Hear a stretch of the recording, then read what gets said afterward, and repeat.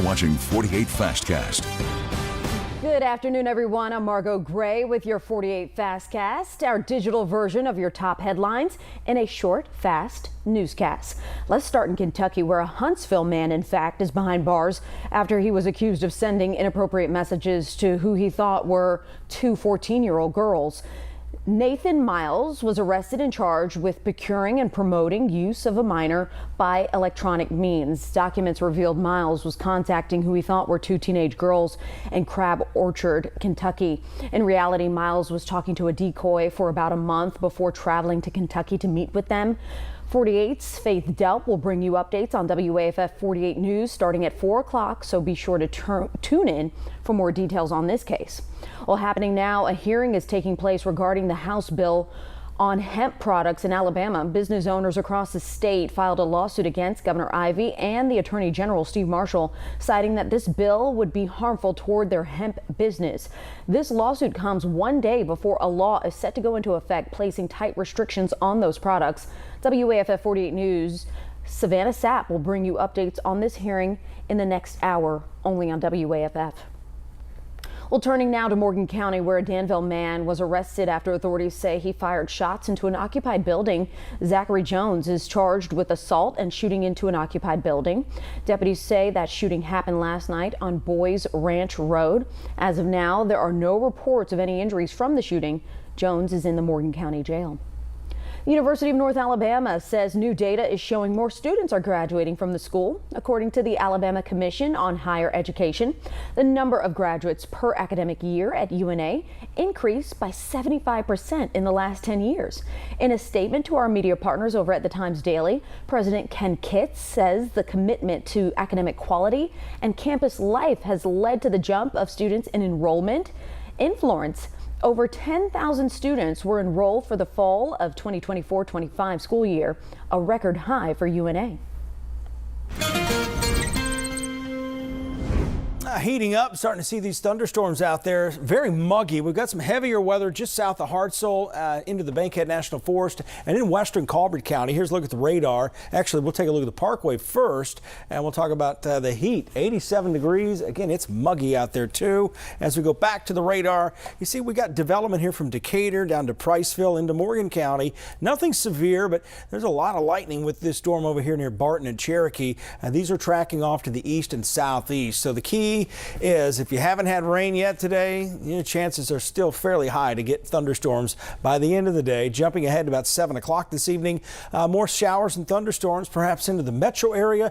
These will be slow to weaken, and they will produce heavy rainfall and some localized street flooding mainly. I've seen a lot of street flooding pictures that people are calling flash flooding, and that's simply not the case. But again, some street flooding a possibility out there, low-lying areas where we have poor drainage. Those will be the issues.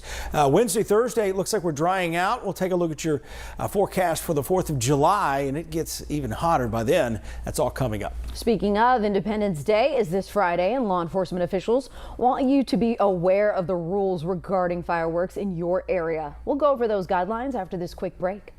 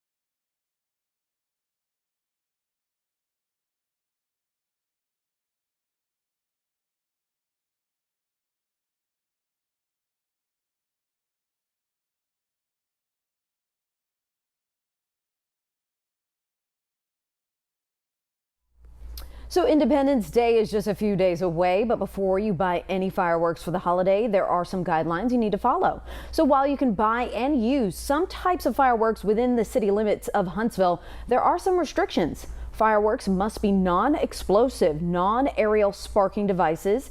including cone fountains, ground spinners, and illuminating torches.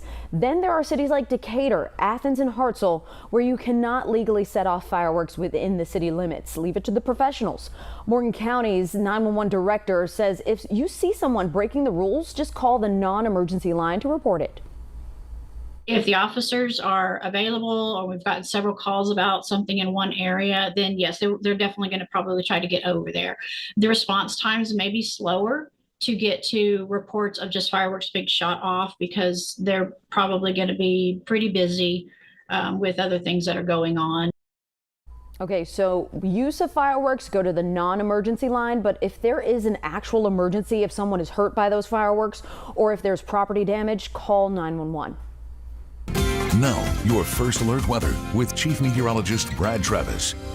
We don't have to worry about it being too dry this year for fireworks. The last several years we've been entering droughts about this time of year. That has definitely not been the case. We've got locally heavy downpours, a few strong thunderstorms, the strongest of which are right along the Mississippi state line. Those are tracking slowly to the east-southeast, nothing out of the ordinary. And as we get into the late afternoon, early evening hours, I think we're going to see a lot of this thunderstorm activity kind of converge in the Huntsville metro area, East Limestone, over towards Decatur and the rest of Morgan County and up to Fayetteville, and it'll probably take a couple of hours to rain itself out as we go through the evening hours. Some localized street flooding, as I mentioned earlier, but then overnight tonight, early tomorrow morning, just a stray shower or thunder shower out there. And then as we get later into the afternoon tomorrow, we'll probably see one last real round of showers and storms for the rest of the week, and the rest of the week will get hotter and drier. Notice the big cluster of thunderstorms there near Lake Gunnersville, also back towards Arab late tomorrow afternoon into the evening hours. But overall, we do expect hot weather for the 4th of July. Just a stray shower or storm in the afternoon. Look for isolated thunderstorms again. 20% chance. Very hot though, a high of 95. The heat index won't be terrible because the air is coming in is a little bit drier out there, so lower humidity. Mostly dry by the time the fireworks festivals, the time they set those off anyway. It looks pretty good out there. Friday, Saturday, and Sunday for that matter as we go into the entire weekend. Drop the chance of rain to 0 for Wednesday, Thursday, 20% Friday and Saturday. Still hanging on to 80% tomorrow. So I think we'll see the most coverage by far ahead of this boundary that's coming in. And behind that, we dry out and we heat up. So overall, looking like it should as we approach the 4th of July. Temperatures in the low to mid 90s. In fact, Friday, still looking at possibility of 95. Rest of that 10-day forecast, more 90s and maybe a few thunderstorms a week from tomorrow. All right. Well, either way, looking like it should is something we don't hear all the time. So thank you, Brad. That'll do it for your Fast Cast. We'll be back here online in just a few minutes with Before the 4 with AJ. And don't forget to join us for our 4 o'clock newscast on TV. And of course, if there's any breaking news that comes in, we'll have it for you at 4, 5, 6, and 10. We have you covered right here online as well. Have a good afternoon.